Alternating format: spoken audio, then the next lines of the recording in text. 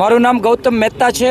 સુડા સંસ્કૃતિ રેસિડેન્સીમાં જ હું રહું છું. અમારી મૂળભૂત સમસ્યા એવી છે, એક અહીંયા સર્વિસ રોડ બનાવવા માટેની અમે ઓલરેડી એપ્લિકેશન આપેલી છે, જેનું હજુ સુધી કોઈ જાતની એક્શન લેવામાં આવેલ નથી. બીજું, આ જે રોડ કેનાલનો જઈ રહ્યો છે તે હાઈવેનો રોડ છે. ત્યાં આગળ ખૂબ જ સ્પીડમાં વાહનો અવરજવર થઈ રહી છે. તો સૌથી પહેલાં તો અમને આ બંને અમારા જે કેમ્પસ લાગુ પડે છે, ગેટ નંબર 1 અને ગેટ નંબર 2, એની આગળ અને પાછળની સાઈડમાં સ્પીડ બ્રેકર બનાવવામાં આવે કે જેના કારણે અકસ્માતનો ભય જે છે એ નહિવત થઈ જાય. આગળ જ જોવામાં આવે તો સામે બેનેતોનું જે બિલ્ડિંગ છે ત્યાં આગળ પણ સ્પીડ બ્રેકર બનાવવામાં આવેલું છે. આગળ પહેલાં સાઈડ જોવામાં આવે તો જલારામ રેસ્ટોરન્ટ પાસે પણ સ્પીડ બ્રેકર મૂકવામાં આવેલું છે.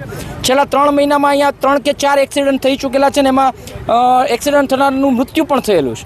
તો આ વસ્તુને પણ ગંભીરતાથી ધ્યાનમાં લેવામાં આવે અને વહેલામાં વહેલી તકે અમને અહીંયા સ્પીડ બ્રેકર બનાવવામાં આવે.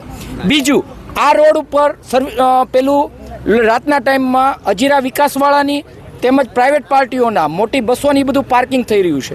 એટલે ગેટ નંબર 12માંથી અમારા જે કોઈ લાભાર્થીઓ વ્હીકલ લઈને નીકળે છે એમને આગળથી આવતા વાહનો દેખાતા નથી ને એક્સિડન્ટનો ભય રહેલો હોય છે.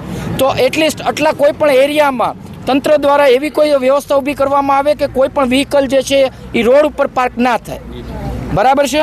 સિટી બસ માટેની જે વ્યવસ્થા થોડા ટાઈમ પહેલાં શરૂ કરવામાં આવેલી હતી, એક જ બસ આવતી હતી, ત્યારે એવી બધી કમિટમેન્ટ આપવામાં આવેલા હતા કે અહીંયા આગળ બસ સ્ટોપ બનાવવામાં આવશે અને બસોનું જે છે એ ફ્રિકવન્સી વધારવામાં આવશે. પણ હજુ સુધી એ ફ્રિકવન્સી પણ વધારવામાં નથી આવી અને બસ સ્ટોપ પણ બનાવવામાં નથી આવી.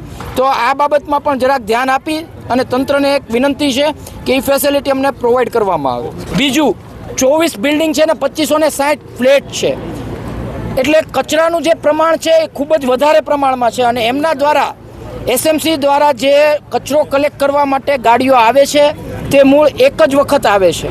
તો એની ફ્રિકવન્સી વધારવામાં આવે અને ગાડીઓને રેગ્યુલર કરવામાં આવે કે જેના કારણે રેગ્યુલર કચરાનો નિકાલ થઈ શકે.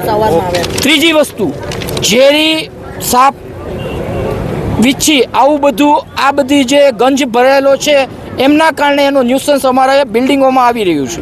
અને અમારા બિલ્ડિંગમાં જે નાના બાળકો છે અને એ પણ ખુલ્લામાં રમતા હોય તો આ બધા પ્રશ્નો આવે છે. તો આ બાબતને પણ રોડ જે છે એમને એકદમ નીટ એન્ડ ક્લીન કરી આપવામાં આવે અને ત્યાં જો સર્વિસ રોડ તાત્કાલિક ધોરણે બનાવે તો આ પ્રશ્નનું રૂટ લેવલથી સોલ્યુશન આવી શકે. તો તંત્રને અમારી નમ્ર અરજ છે કે એ વસ્તુને ગંભીરતાપૂર્વક ધ્યાનમાં લે અને એનું સોલ્યુશન આપે.